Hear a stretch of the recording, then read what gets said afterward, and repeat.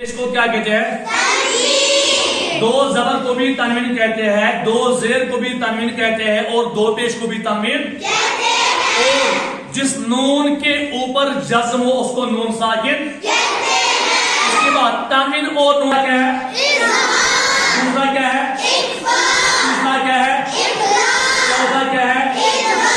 وہ سب سے پہلا جو قاعدہ ہے وہ ہے اظہار۔ وہ کیا ہے؟ اظہار کا معنی کیا ہے؟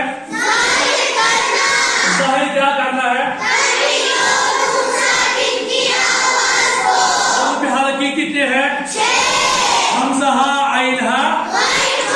پہلے قاعدہ ہے، قاعدہ ہے اظہار کا کہ اگر تنوین یا نون ساکن کے بعد حروف حلقی کے 6 حرف میں سے کوئی بھی ایک نہیں تو تنوین اور نون ساکن میں اظہار۔ مثال کے طور پر نارن حامیتن، نارن اس میں کون سا قاعدہ ہوگا؟ اظہار کیوں ہوگا؟ سر کیونکہ وہاں کے اوپر دو پیش کی تنوین ہے، دو پیش کی تنوین کے بعد حروف حلقی کے 6 حرفوں میں سے ہا آیا ہے تو دو پیش کی تنوین میں اظہار ہوگا۔ یہاں کہہ سکتے ہیں دو پیش کی تنوین کی آواز کو ہم ظاہر کر کے پڑھیں گے، اس کو اظہار حلقی بھی کہتے ہیں۔ ماشاءاللہ۔ تو اب دوسرا دوسرا کیا ہے؟ اخفا کا معنی ہے چھپانا۔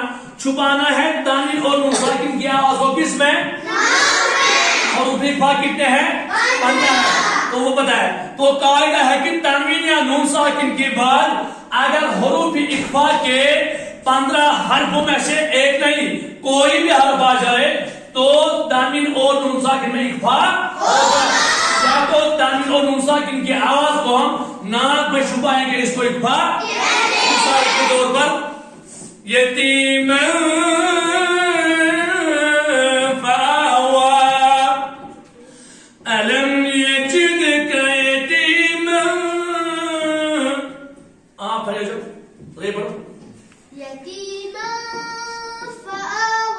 اس میں کون سا قاعدہ ہوگا؟ اخفا کیوں ہوگا؟ سر کیونکہ میم کے اوپر دو زبر کی تنوین ہے، دو زبر کی تنوین کے بعد حروف اخفا کے 15 حرفوں میں سے فا آیا ہے تو دو زبر کی تنوین ہوگا، یا دو زبر کی تنوین کی آواز کو ہم ناک میں چھپائیں گے، اس کو اخفا کہتے ہیں۔ قوم یا انصاف تم کون سا قاعدہ ہوگا؟ اخفا۔ اخفا کیوں ہوگا؟ نون ساکن کے بعد حروف اخفا کی 15 حرفوں میں سے تا آیا ہے تو نون ساکن میں اخفا ہوگا، تو نون ساکن میں اخفا ہوگا۔ قوم یا روشا تو نارن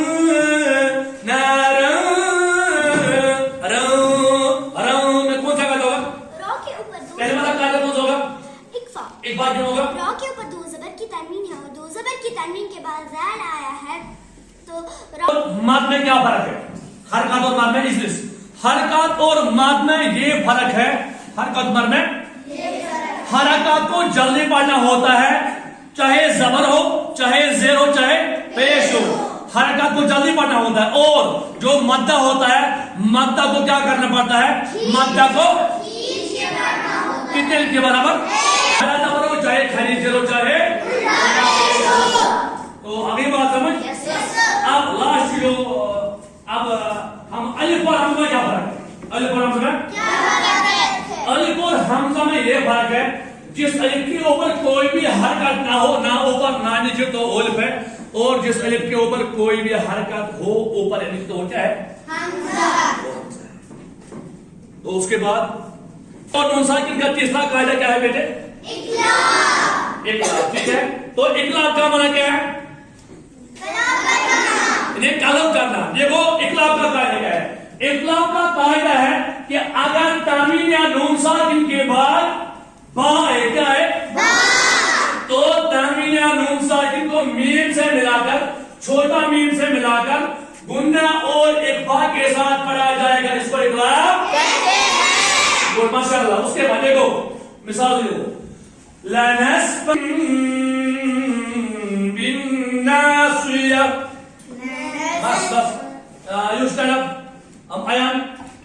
اس میں کون سا قاعدہ؟ دو زبر کی عین کے اوپر دو زبر کی تنوین ہے، دو زبر کی تنوین کے بعد با آیا ہے تو دو زبر کی تنوین کو ہم میم سے ملا کر پڑھیں گے، چھوٹا میم سے ملا کر پڑھیں گے، اس کو اقلاب کہتے ہیں۔ تو صاحب میرے بچوں کرامین میں کون سکھا دو گا؟ اقلاب کیوں ہوگا؟ کیونکہ میم کے نیچے دو زیر کی تنوین ہے، دو زیر کی تنوین کے بعد با آیا ہے، تو دو زیر کی تنوین کو ہم میم سے ملا کر چھوٹا میم سے ملا کر گنا اور اخفا کے ساتھ پڑھیں گے، اس کو اقلاب۔ ماشاءاللہ چلیے تو ادرس لاسٹ مثال ہے خبیر بما تعملون، خبیر اقلاب اقلاب کیوں ہوگا؟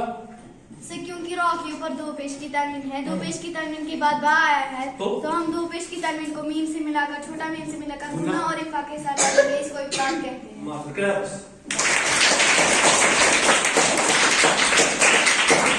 اس کے بعد تنوین اور نون ساکن کا چوتھا کارک کیا ہے؟ ادغام کا معنی ہے داخل کرنا، ادغام کا معنی ہے داخل کرنا۔ حروف ادغام کتنے ہیں؟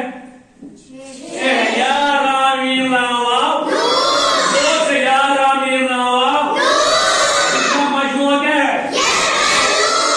ان 6 میں سے را اور لام کا قاعدہ الگ ہے، را اور لام کا قاعدہ وہ یہ ہے کہ اگر تنوین یا نون ساکن کے بعد را اور لام آئے تو تنوین اور نون ساکن میں ادغام باللہ گناہ ہوگا، اس ادغام کو جامع تعمیل وہاں کتنے بڑھ گئے؟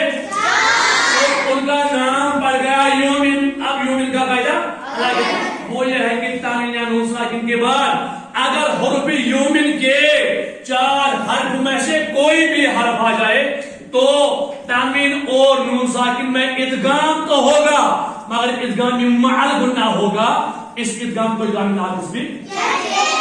تو مثال کے ساتھ آپ کو سمجھ آ گیا؟